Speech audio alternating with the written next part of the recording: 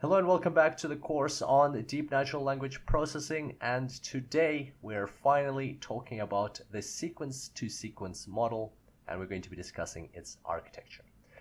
Alright, so where did we stop last time?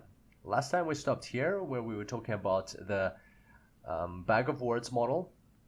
As you can see here on the right, we've got our bag, and we discussed that there's at least two ways that you can go about it once you've got your 20,000 elements long representations of your sentences or of your emails, and you have all this training data. You can feed it into a non-deep learning model such as logistic regression, and that will give you an NLP algorithm over here, or you can feed it into a neural network, or meaning a deep learning algorithm, deep learning model, and that will give you a deep natural language processing model over here. So both a bag of words, but different types of bags of words. We said that there's at least one drawback, one limitation, and that is that this approach just gives you a yes-no response. Yes-no type of response. It's a good start, but at the same time, it's not going to get you very far if you're trying to build a chatbot. You want to chat to people, not just say yes or no to any kind of question or sentence they're saying. You want to have a meaningful conversation. So let's have a look at some of the other limitations. Issues with the bag of words model that make it undesirable for a chatbot project. Number one is fixed sized input. So if we go back over here, you'll see that every single time we have to have the same type of input, same length of input for this training to go well. Because on one hand, if we feed into logistic regression, we want to be sure that the features are in the right columns, in the right places, and then among the training data and the verification data, or the actual data that we want to get a result for. So that's the limitation. That's why we have the 20,000 element long. It can't be shorter or longer. It has to be that limit, that size. And also in the input layer for the neural network, same thing. You've got like a certain number of neurons. You've got to feed in the right words in the right spots into this neural network. You can't mix them up. You can't have a different size in order for it to work. So that's the limitation, fixed sized inputs. Second limitation, it doesn't take word order into account. Interesting. So what does that mean? Well, if we look back, again, jumping back to this slide over here, if we look back over here, you'll notice that we're just counting each occurrence of each word, rather than looking at not just occurrences but also where they are placed. So for instance, if you jumble up this email, or the words in this email, you will still have the same representation. And like we all know that if we change around words in a sentence, they can change the meaning. For instance, let's say, for example, is the cat shorter than the dog? Right? That's one sentence, and the answer might be yes. Usually cats are shorter than dogs, and let's say we have an example that a cat is shorter. Is the cat shorter than the dog? If you just change the cat and the dog, those two words around, then it becomes, is the dog shorter than the cat? Exactly same words, completely opposite meaning, and the answer in that case would be no. And so you can come up with examples where if you jumble up text in the emails, words in the emails, even though the representation will be the same, your answer would have changed from yes to no, but the model is going to give you the same answer. So that's a significant limitation. That basically what's happening is loss of information. We're losing information through the bag of words model just through the way it's constructed, because we're not taking into account position of the words. So fixed size input doesn't take word order into account. And the third one is what we talked about already, fixed size output. In this case, it's just one word, yes or no. But basically that not only yes or no, we could come up with a more like a longer output, multiple words, but it won't be variable. That's kind of like an even stronger statement, that we don't just want yes no, like even if we have more options than yes, no, we might have like 5 options or something like that, or they might be longer. But what we want is we want variable sized output. So depending on what we were asked, we want to be able to say a sentence of maybe 5 words or 50 words. It should be totally up to us. The model should be flexible to give out a response, not just limited to whatever number of words. It can be like a short response, it can be a long response. Just like as humans, when we talk, we don't limit ourselves to we have to answer with 5 words or we have to answer with 10 words. It has to be variable. So those are the main limitations. Fixed sized input doesn't take word order into account, and fixed sized output, the limitations of the bag of words model.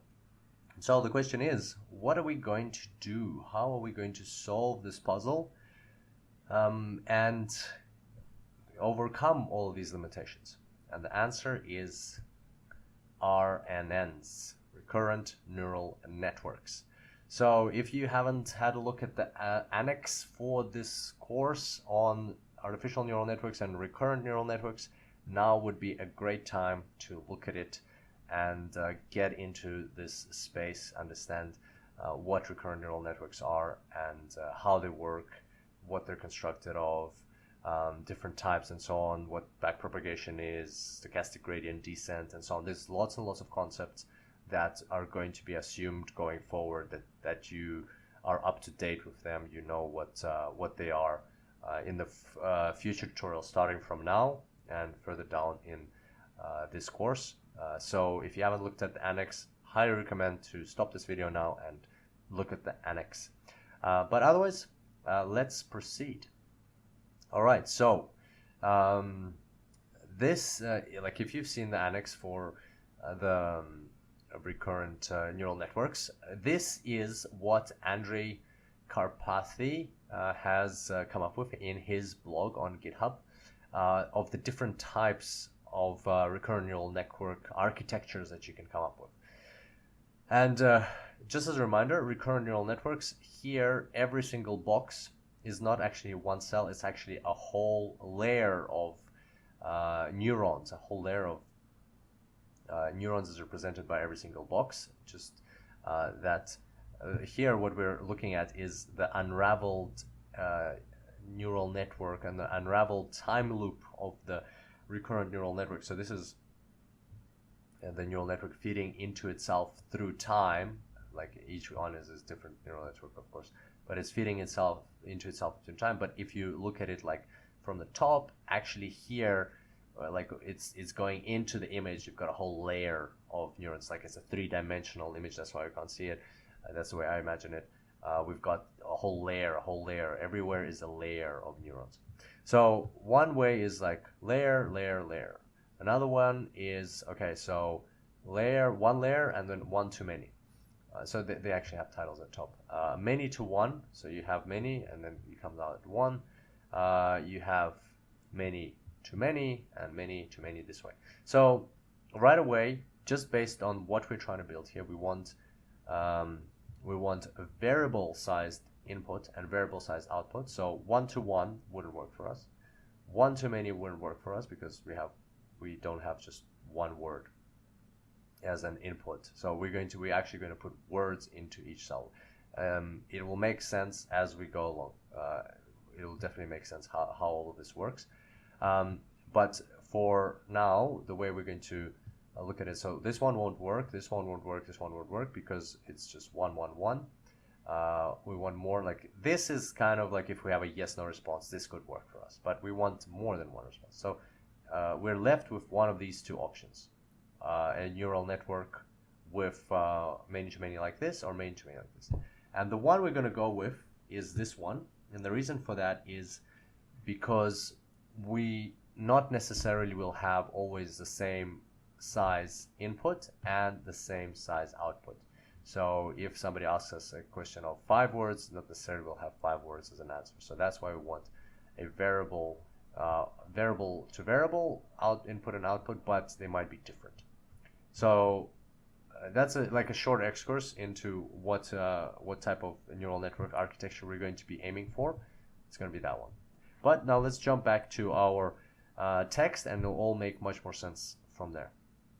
So there's our 20,000 element long vector, which we use for the bag of words, and we're going to just throw it away because we don't need it. In fact, we're actually going to shorten this sentence. It's not something that's part of the algorithm. Of course, we can work with any length sentences and emails and so on, but just for simplicity's sake, for us to look at the whole picture and be able to grasp it, we're going to shorten it, and that's just for the educational purposes. Again, this algorithm works for any length question or email or chat, whatever we're creating. And so, yeah, so what we're going to do is we're going to take these words, each single word, including the comma and the full stop, and we're going to code them. So we're going to create a different vector. This time it's not 20,000 symbols. It's just going to have words. So like one way to create it is we take those, from that big vector of 20,000, we just take the position of every word. So let's say hello was on position 5. So we're going to put a 5 here. Kirill doesn't have a position in that 20,000 vector, so we're just going to put a 0 because one of those non-English words. Comma had position 9, so we're going to put a 9. Checking, 23. So instead of counting the recurrence of every word, we're creating a vector which is as long as our vector, as long as our sentence plus an a start of sentence over here, start of sentence, end of sentence, at the start and beginning, and they, as we remember, they have reserved numbers, so this one's always going to be a 1, this one's always going to be a 2, and then for every element we're just replacing the word with the actual numerical version of the word, the number that's, or the position that's associated with that word. So like for instance, if you had two of the same words, if you had if and if, you'd have a 7 and another 7, or you had like a comma and another comma, you'd have a 9 and another 9. So that's totally fine, and this is how we construct this vector. And so as you can see, the size, the length of this vector will depend on how many words we have in our email, how long our email is.